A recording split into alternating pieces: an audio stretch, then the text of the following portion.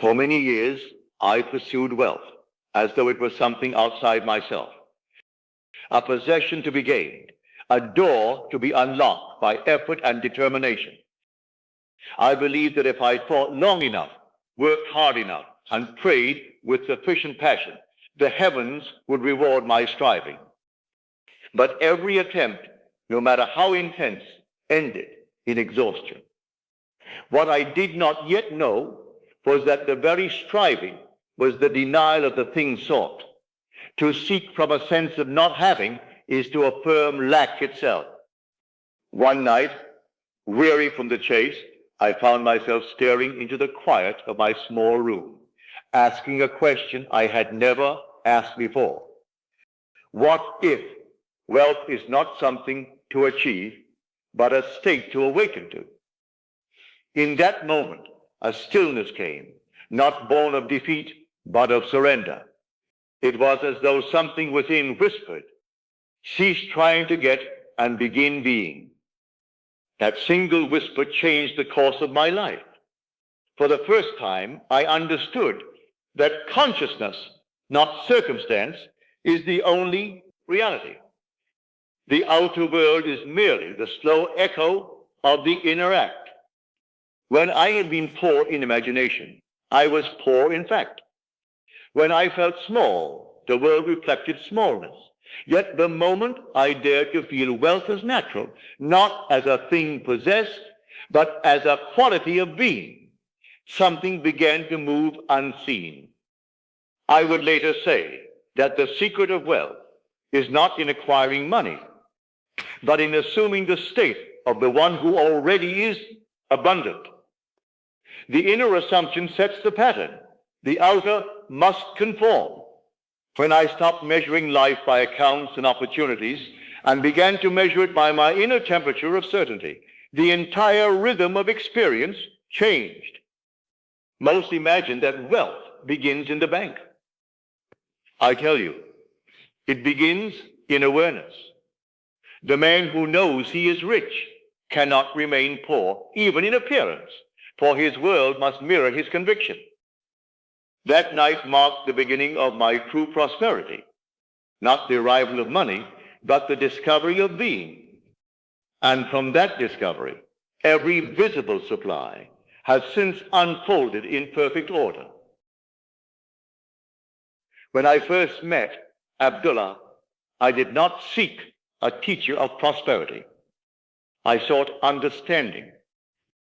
The year was 1931. The world around me had fallen into depression, and I too was counted among the broken. I was a dancer without work, a dreamer without direction. Yet one evening, as I climbed the worn steps of that brownstone on West 72nd Street, something within me stirred. Before I could speak a word, he looked at me with a smile, both fierce and kind, and said, "Neville, you are 6 months late." I knew at once that my search had ended. I had expected instruction in methods, affirmations, visualizations, techniques of success. But he never spoke of money. He spoke of being. He said, "You must find self and never be ashamed of the being you discover." That simple command opened a door within me I had never known was there. For days I pondered his words. I thought I knew myself, Neville Goddard, a man struggling to survive, trying to learn the mysteries of life. Yet as I became still and watched my own thoughts, I found within me a strange poverty. Not the poverty of coins, but of consciousness. I feared success. I feared failure. I believed my condition was the will of fate. And so I remained a slave to the state I occupied. Abdullah called this the poor self, and he told me that until it was seen and laid aside, no change could come. He said, "You cannot serve two masters. One must die for the other to live." He meant that the old self, the man of doubt and dependence, must give way to the new man, who knows his own creative power. It was not a gentle lesson. Every complaint, every envy, every word of lack was exposed as my own confession of unbelief. He showed me that I was the cause of my own circumstance, that nothing acts but mind. That night, I sat alone in silence. I did not try to imagine wealth or success. I simply became aware of being. And in that quiet awareness came a still assurance, a knowing that I am. No longer a beggar before God, but the image of God himself. I began to feel that all things are drawn to me by the law of my own assumption. The outer results took time to appear, but the real miracle had already occurred. The poor self had died, and the rich self was born.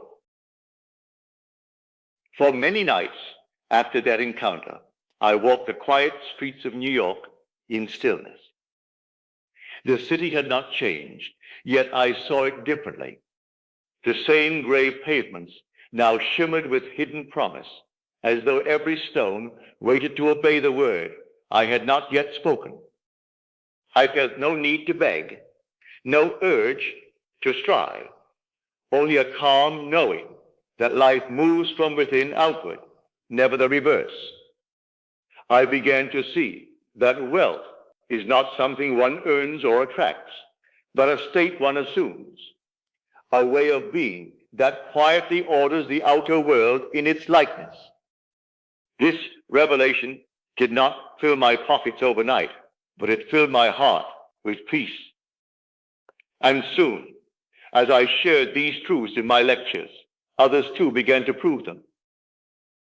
Let me tell you of one such proof, a woman who learned through the simplest act of feeling that abundance answers to its own image in man.